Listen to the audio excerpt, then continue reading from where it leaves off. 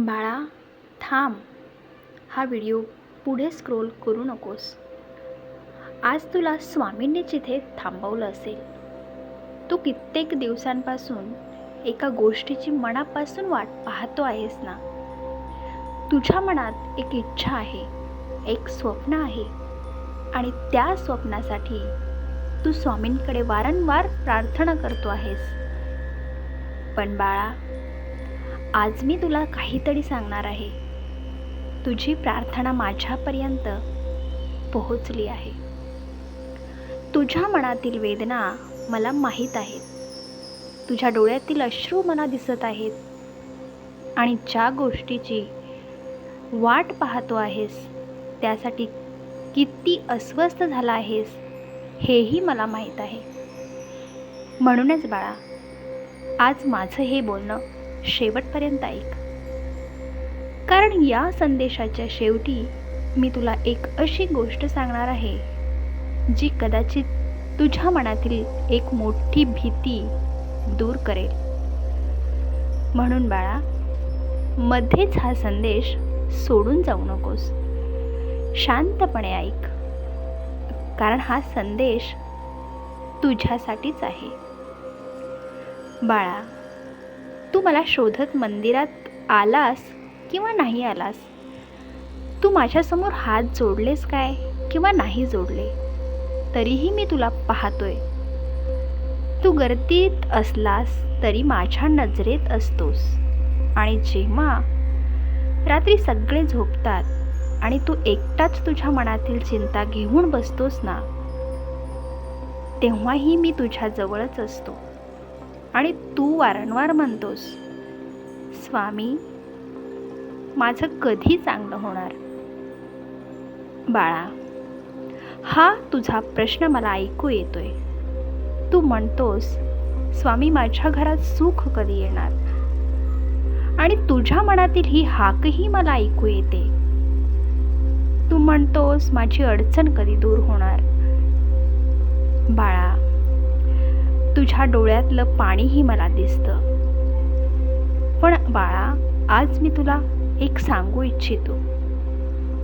उशीर म्हणजे नकार नसतो. कधी कधी मी तुला थांबवत असतो, कारण तुझ्यासाठी जे येत असतं ना, त्याची योग्य वेळ अजून आलेली नसते. तुला वाटतं की तुझं नशीबच खराब आहे. पण बाळा, असं समजू नकोस. तुझ्या आयुष्यात जे काही उशिरा येते ना, त्यामागे माझी काहीतरी योजना असू शकते.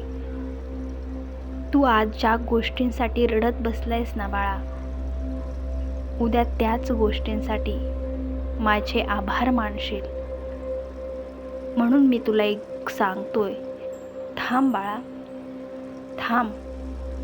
हार मानू नकोस. प्रार्थना कर, प्रयत्न सोडू नकोस. माझ्यावर विश्वास ठेव, पण स्वतःवरचा विश्वासही हरवू नकोस. तुझ्या आयुष्यात बदल घडवण्यासाठी माझा आशीर्वाद आहेच की, पण तुझ्या हातून होणारा प्रयत्नही तितकाच महत्त्वाचा आहे बाळा. तू फक्त माझ्याकडे मागत राहू नकोस. माझ्यावर विश्वास ठेव. कारण बाळा, मी तुला रिकाम्या हाताने परत पाठवण्यासाठी तुझ्या आयुष्यात आलो नाही. पण माझ्या लेकरा, तुला एक गोष्ट समजून घ्यावी लागेल. सुख, समृद्धी म्हणजे पैसा नाही.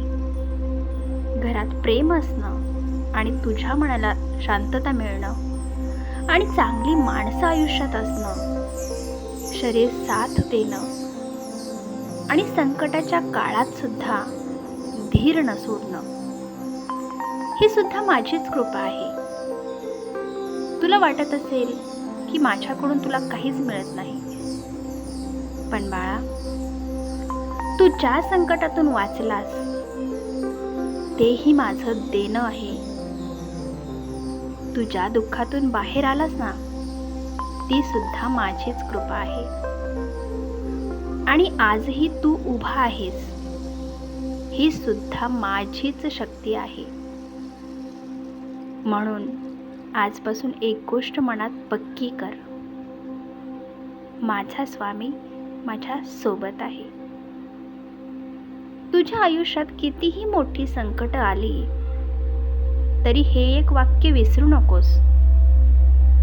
कारण बाळा, ज्याच्या डोक्यावर स्वामींचा हात असतो त्याला संकट येत नाहीत असं नाही, पण संकटामधून बाहेर पडण्याची शक्ती मात्र नक्की मिळते. म्हणून तू घाबरू नकोस. तुझी परिस्थिती आज जशी आहे ना तशी कायम राहणार नाही. आज अंधार आहे म्हणून उद्याही अंधारच असेल असं नाही. सूर्योदयाला थोडा वेळ लागतो पण तो होतोच ना. तसंच बाळा, तुझ्या आयुष्यातील चांगल्या दिवसांनाही वेळ लागू शकतो. म्हणूनच तुझी वाट पाहण्याची वेळ हीच तुझी परीक्षा आहे. आणि तू या काळात माझ्यावर विश्वास ठेवतोस का? तू संकटातही माझं नाव घेतोस का? तू अडचणी असूनही चांगुलपणा सोडत नाहीस का? याचं उत्तर तुझ्या आयुष्याला दिशा देईल. आणि बाळा, आता मी तुला एक गोष्ट सांगतो, ती खूप महत्त्वाची आहे. म्हणून हा संदेश इथेच सोडून जाऊ नकोस.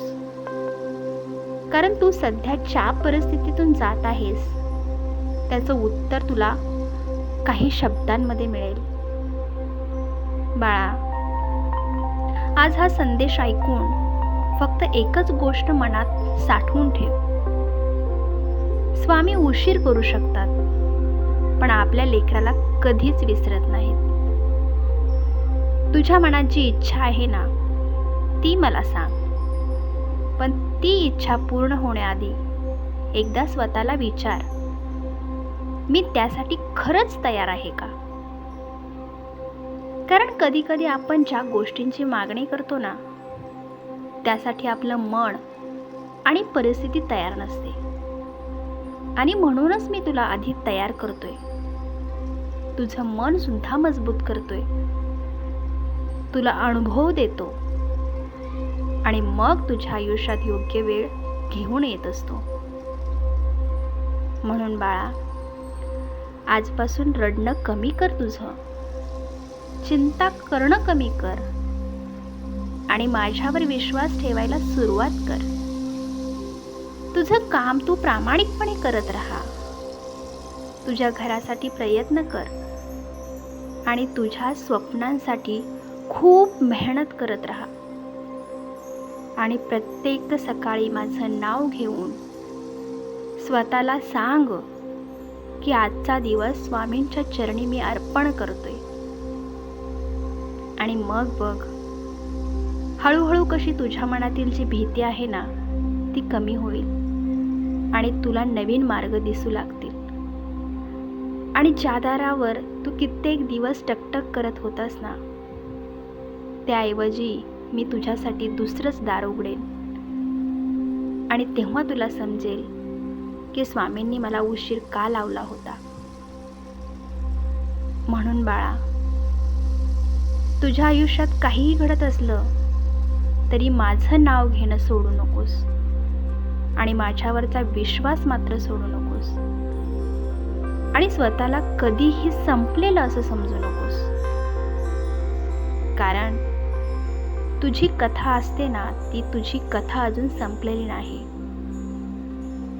तुझ्या आयुष्यात अजून खूप काही घडायचं राहिलंय आणि मी आहे ना. आणि मी तुझ्या प्रत्येक पावलावर तुझ्या सोबत आहे. तू फक्त चालत राहा. मी तुला मार्ग दाखवत राहीन. आणि जेव्हा तुला वाटेल की आता माझ्याकडून काहीच होणार नाही तेव्हा फक्त माझं नाव घे, श्री स्वामी समर्थ, आणि पुन्हा एक पाऊल पुढे टाक. कारण बाळा, तुझ्या आयुष्यातील हा काळ शेवटचा काळ नाही. हा एका नव्या सुरुवातीचा काळ आहे. आणि शेवटी बाळा, मी तुला एवढंच सांगेन, तू कितीही दूर गेला तरी माझ्यापासून कधीच दूर जाऊ शकत नाही. तुझ्याकडे काही नसलं तरी चालेल, पण माझं नाव तुझ्या ओठांवर कायम असू दे. तुझ्या घरात पैसा कमी असेल तरी चालेल, पण माझ्यावरचा जो विश्वास आहे ना, तो विश्वास कमी होऊ देऊ नकोस. तुझ्या आयुष्यात कितीही संकट आली तरी चालते, पण तू स्वतःला एकटं कधीच समजू नकोस, कारण तू एकटा नाहीस बाळा. तुझ्यासोबत तुझा स्वामी आहे. तू फक्त मनापासून म्हणत राहा, श्री स्वामी समर्थ, आणि विश्वास ठेव, कारण जेव्हा मनापासून श्रद्धा असते तेव्हा आशेचा एक छोटासा किरणही माणसाला पुन्हा उभं करण्याची शक्ती देत असतो. म्हणून बाळा, आजची तुझी चिंता स्वामींच्या चरणी ठेव आणि तुझी भीती स्वामींच्या चरणी ठेव. तुझं दुःख स्वामींच्या चरणी ठेव आणि उद्याचा दिवस विश्वासाने जग. कारण बाळा, उशीर होऊ शकतो, पण तुझ्या आयुष्यातील चांगल्या दिवसांची आशा कधीच संपत नाही. श्री स्वामी समर्थ.